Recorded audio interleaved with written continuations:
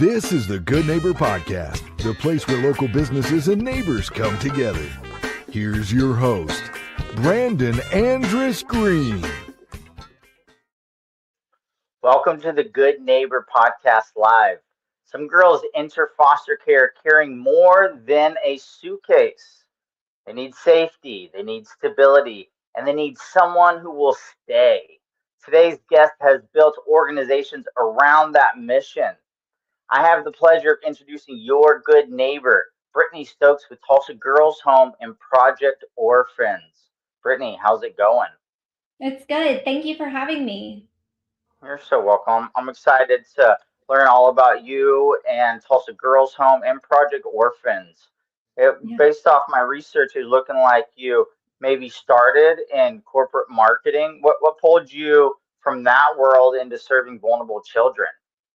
Yeah, I was in corporate marketing for about 3 years. And I really just was looking at all the hours being spent and, thinking about what type of legacy and impact I wanted to leave. And truly, I think what stirred most of it was the injustice around vulnerable children and just having that voice. And so in 2012, kind of stepped away from full-time marketing and went into consulting while building this, as we see it today, Project Orphans. And through that, it's kind of just scaled. We have over 75 employees in Uganda, really grassroots-led, schools, hospital, all facets to kind of really support the community that we're based in, and then plugged into what's happening in my backyard. And so my husband and I entered in as foster parents and fostered ranging from newborns to 16 years old, and just saw the gaps in care in our state surrounding girls in foster care, and kind of was the catalyst that birthed Tulsa Girls Home. And so here we are today. We have expanded since opening and almost tripled in size since 2021. Yeah.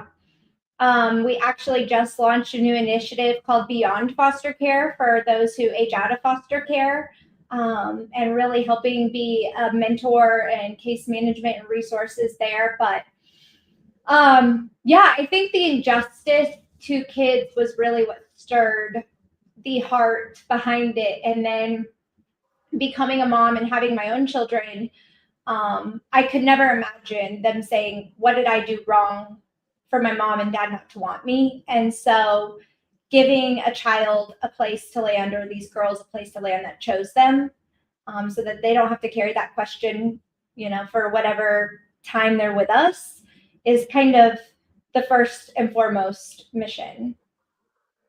So you guys are present in Oklahoma and Uganda. How did Uganda start first? Yeah, so Uganda started in 2012, and it really just it went from child education, sponsoring kids' education, to growing beyond that to where I think, we have a primary school, so kids for elementary, we have a nursery school, a church, we have foster care homes, really bringing the foster care model that we have here in the States over to Uganda. Alongside, we have a hospital, because the whole idea of it was, how do we prevent orphan care in this cycle? How do we provide resources and education to this community? And then how do we take care of the most vulnerable? So we really partner closely with the Ugandan government, child development officers, and provide support for those who have had heinous abuse crimes, and then work to provide therapeutic services to reintegrate them into their community, alongside supporting the community in its whole, so that we aren't perpetuating a problem. And how did you end up in Uganda in the first place? I know, super random. I co-founded the organization with my best friend, Christina. We went to Orphan University together, and she knew of a friend who had visited, and it was kind of her first and place to go. And I said, why not? And honestly, I just fell in love with the country. The hope that they carry, but also the grit and the resilience, and then just this profound happiness. It's just been an honor to serve the people of Uganda and really just offer them a hand up. And then they just really take it from there. And I just love every time I go back, I try to visit 2-3 times a year, constantly engaged on, Zoom or doing type of management meetings with our team. But I'm just always inspired and honestly re-energized to come back here and keep what we're doing here just as critical, and it really fuels you in a different way.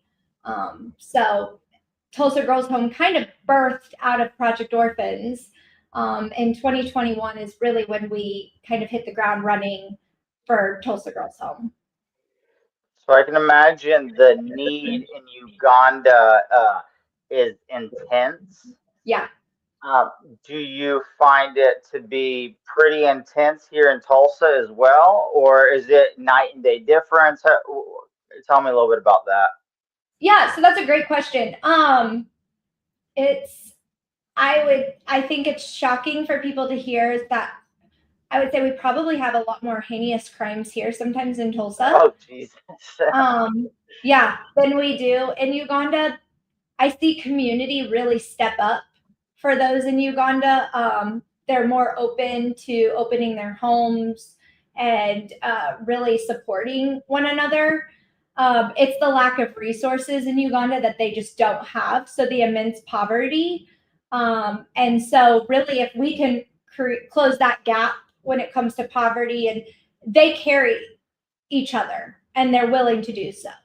And so it's interesting just on the mental health side, trauma for kids in Uganda and kids here in America, they struggle with the same things, almost identically when it comes to after the basic needs are met, just self-identity and worth and shame. And those same questions are very parallel, even though the lack of resources and, maybe we could see one looking, just as, looks more deprived. I would say here in the United States, we just mask trauma and pain in different ways, or we just don't open our eyes to it because we don't want to know what's happening. And to me, it sounds expensive. How are you able to even fund all of this? Yeah, it is expensive. The dollar goes a lot further in Uganda. So we do lean on our sponsorships, sponsors who just kind of, support one of our kiddos to go to school or help them, with surgeries or whatever that may look like, one-time donations in Project Orphans and for Uganda. So we have a great network of sponsors. We're always looking for those who step up and support our kiddos. But normally once they meet one of our children and, they can communicate with it in the app, they truly do walk alongside them and adopt them, I would say, into their family, which I think is really amazing just to experience culturally, but also to be a part of someone's story across the world. And then here in Oklahoma, just honestly surrounding a great group of people who support us, people who find out about us from listening to things like this. We do work with the state for some of our support and the services that we provide. We're considered a qualified residential treatment program in our state. So it's a certain type of treatment home that works with the state of Oklahoma. And then our other programs, we do look towards funding for, whether it be grants or donations, or we have our gala coming up in November. And so those are really things that kind of help fund that side. But a lot of hustle, a lot of grit, and honestly, just being a voice for these kids. And I think we just let people's hearts do the rest and hope that people see that we all have some type of role to play in caring for the orphan in our community. And then if open to it across the world. And what about the boys? Yeah, there's actually a ton of support for boys. Really? I think I read a statistic like 6-7 homes to one girls' home. Tulsa Boys Home. Yeah, Tulsa Boys Home had been around 105 years when we opened Oh Tulsa my Girls Home. goodness. Yeah, so Wow. I love the boys. Boys are rocking it. I think you also think of like trade skills and programs that are connected for boys, like whether it be welding or electrical engineering, just things that they can put their hands to. There's a lot more different education programs out there, or just some types of groups and opportunities I think that guys can connect to, boys can connect to. I think girls are just seen as very emotional. A lot of times whenever we were starting Tulsa Girls Home, it's like, well, they could go get pregnant. They could, do X, Y, and Z or what and it's just so far beyond what I've seen. And I think there's just a lot of misconception around girls and emotion and feelings. And I always say, if there's anyone I need fighting for me, it's another female, because they get it. And, mama bear is not going to let anyone, come at their home. And so I think it's a needed gap in our state. And I think when we empower women and girls and really make them feel safe and heard, we can do a lot of change in a good way for our communities. And so obviously I was believing a misconception, just assuming that girls had more services than boys. Have you came across any other myths or misconceptions in this arena where people are assuming one thing, but reality is much different? Absolutely. Kids in foster care are bad. They did something to end up here. Absolutely not. I would say I get to serve the most resilient kids in our state, because I probably would have given up.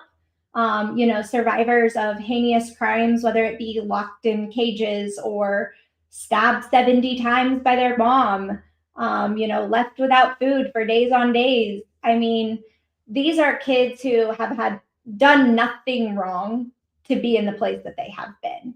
And I would say behind every behavior is an unmet need.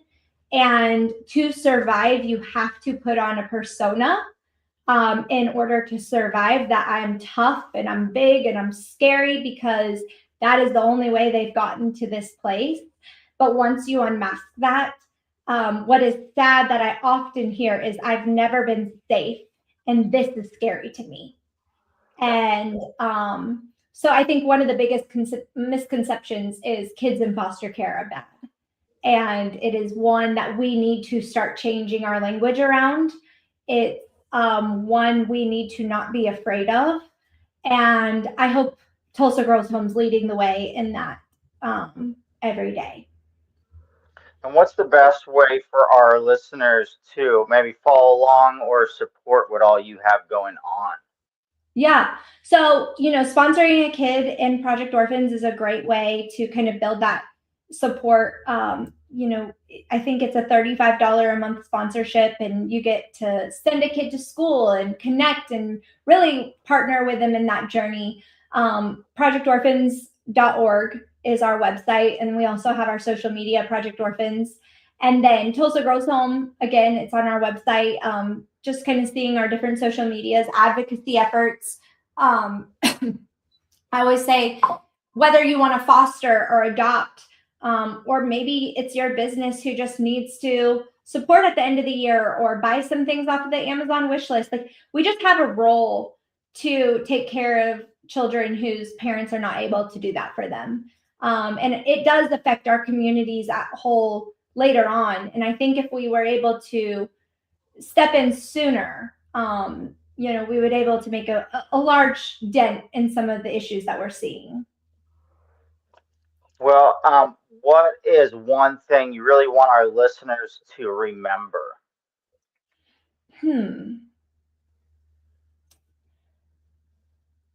I think, like, for me in this journey, and I guess what I would always take away is, if there's something that bothers you, or there's something that frustrates you, or you see there's something wrong, often it's you are the one who needs to change it. and it can be just giving a voice to it, coming up with solutions. But problems are always going to be problems unless we make a steadfast step to make a difference and change it. And I say, this is what I feel frustrates me, makes me mad, makes me get out of bed and is passionate, makes me cry. And the day that doesn't happen is the day I need to step away. But I think that goes across all humanity and all areas. And, I think leaving a mark on this world is really important. And I just encourage everyone to maybe think about that a little bit more, and being okay with being interrupted in your day to do something for someone else. That's a great message. And Brittany, I so appreciate you coming on the show. I really wish the best moving forward for Tulsa Girls Home and Project Orphans. You guys are really doing a great work. Thank you. Thank you for listening to the Good Neighbor Podcast. To nominate your favorite local businesses to be featured on the show, go to gnptulsa.com. That's gnptulsa.com. Or call 918-301-6356.